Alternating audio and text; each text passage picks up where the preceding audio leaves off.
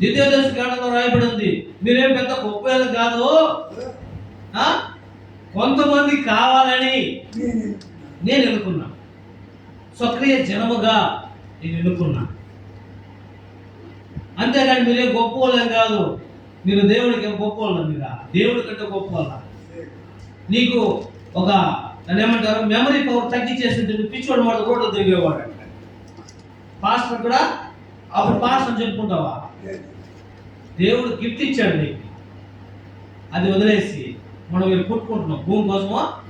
ఆయన ఏమంటున్నాడు, మీకు ఒక నివాసము నేను వెళ్తున్నాను, మీ కొరకు నేను కలవరపడద్దు. నువ్వేమి మీ హృదయం కలవరపడద్దు. ఈ లోకంలో సంపాదించుకోలేదే, ఈ లోకంలో నేనేం సాధించలేదే, ఏమి లేదని చెప్పేసి బాధపడకూడదు, కలవరపడద్దు, దిగులు పడద్దు. ఏదో వాళ్ళు సంపాదించుకున్నారు బాధపడద్దు, కలవరపడద్దు. నీ కొరకు నేనేం చేస్తున్నాను, నివాసము పరలోకంలో ఏర్పాటు చేస్తున్నాను అంటున్నాడు. హల్లెలూయా, హల్లెలూయా. అది వదిలేసి మనం ఏమైనా కొట్టుకుంటాం అంటే అట్లా ఒకరు చూస్తే ఒక పాస్టర్ చూస్తే ఒకరికే అస్సలు కాదు. షేక్ హ్యాండ్ కూడా చూస్తానా, డబ్బులు ఉంటే కోట గుడ్డి సూట్ వేసుకుని వస్తే ఆయన పాస్టర్, పెద్ద పాస్టర్, ఆయన అన్న చెప్పాడు పెద్ద పాస్టర్ లేకుంటే కాదా. 12 మంది చేపలు పట్టేవాళ్ళు అక్కడ కొంతమంది ఉన్నారు.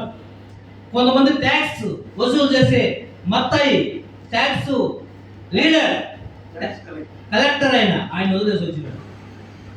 చేపలు పట్టే వదిలి వాసన వస్తుందని చెప్పేసి ఆయన దూరంగా ఉన్నారు కదా. ఎందుకు కలిసిన్నారు? ఆయన డాక్టర్ కదా. మరి అవన్నీ చూడాలి మనము. అవి చూస్తే మనకి విరోధము వస్తుందన్న, విరోధము రాదు. ఎందుకు విరోధం వస్తుంది? లోకం చూస్తే వరకే ఒప్పుకున్నా. అందుకనే బిడ్డను నిలబెట్టి ఆడ మాట్లాడించాడు. జాగ్రత్త, ప్రేమ కలిగి. హల్లెలూయా, హల్లెలూయా. నేను ముగిస్తా. 13 చదువుదాం. 13వ అధ్యాయము 12వ వచనం. 13:12. వారి పాదములు కడిగి పై వస్త్రము వేసుకొని తరువాత ఆయన మనవ కూర్చుండి, నేను మీకు చేసిన పని మీకు తెలిసినదా?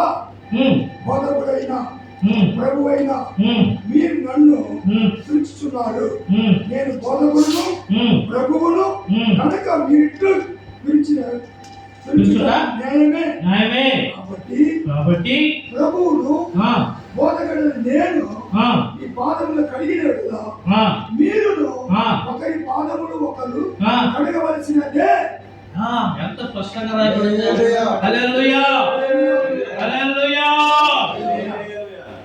దేవుడే ఏం చేశాడంటే బోధకుడు ఎవరు? మీరు పాస్టర్లా? పాస్టర్ బైబిల్లో రాయబడలేదు పాస్టర్ అని. ఎక్కడ ఉంది పాస్టర్? ఎవరు? సహోదరుడు. నేను చదివినాను. మనమంతా ఎవరన్నా తోటి. దీంట్లో ఎవరు ఎక్కువ ఎవరు తక్కువ ఆడుందన్నా అన్న ఉందా? లేదే. ఆ పాస్టర్ వస్తున్నాడని చెప్తారు. పాస్టర్ ఆయనే పాస్టర్, బోధకుడు ఆయన ఏదో ప్రేమగా పిలిచాడు. ఆయన రక్తం ఇచ్చి ప్రేమగా మనం పిలిస్తే మనం ఇలా ఏం చేస్తున్నామో హెచ్చించుకుంటాం, గెలవపడుతున్నాం, జగడాలు ఆడుతున్నాం. ఒకటి యోహాను రాసిన పత్రిక చదువుతాం. యోహాను రాసిన పత్రిక ఒక మాట చదువుతాం.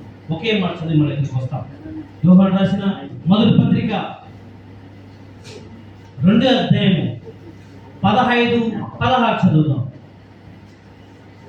యోహాను రాసిన మొదటి పత్రిక 2వ అధ్యాయము 15-16. ఈ లోకమైనను లోకంలో ఉన్న వాటినైనను ప్రేమించకండి. లోకాన్ని ప్రేమిస్తే తండ్రి ప్రేమ అది క్లియర్ గా ఉంది. మనము బాగా జాగ్రత్తగా పాస్టర్లకి ఆడ రాయబడి ఉంది. విశ్వాసం కదా బాగా అర్థం చేసుకోవాలి. ఏముందంట? క్లియర్ గా ఉంది. ఏముందంట? లోకంలో ఉన్న వాటిని ప్రేమిస్తే తండ్రి ప్రేమ వాళ్ళలో ఉండదు. లోకంలో ఉన్నదతయు అనగా శరీరాశ, నేత్రాశ, జీవపడము తండ్రి అయినా పుట్టిన వాడిని కాదు. ఇది దేవుని వలన పుట్టినది కాదు. పుట్టిందిగా, సాతాను వలన పుట్టింది. అది లోక ఆమేన్. సంబంధమైనవే. అది లోక సంబంధమైనవే. లోక సంబంధం. దీనికోసం పరిగెడతా ఉంటారు పాస్టర్లు అంతా. నేను చాలా మంది చూస్తాను, పాస్టర్ దానికోసం పరిగెడతాం. శరీరాశ, దంభ భాష. శరీరాశ అంటే శరీరానికి ఏం కావాలా?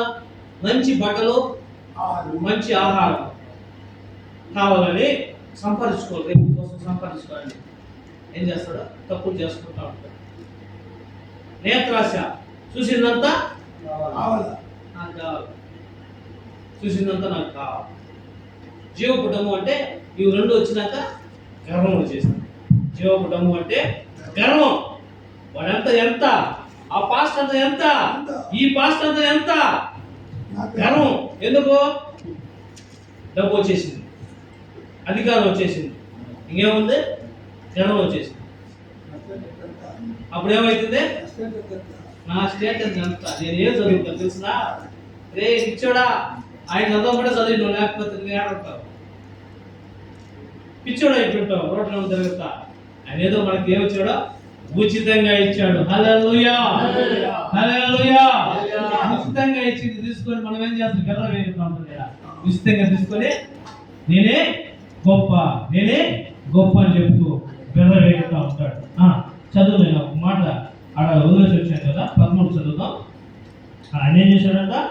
వారి పాదాలు కడిగి పై వస్త్రం తీసుకొని మరలా కూర్చుండి వాళ్ళకు బోధిస్తూ వచ్చాడు.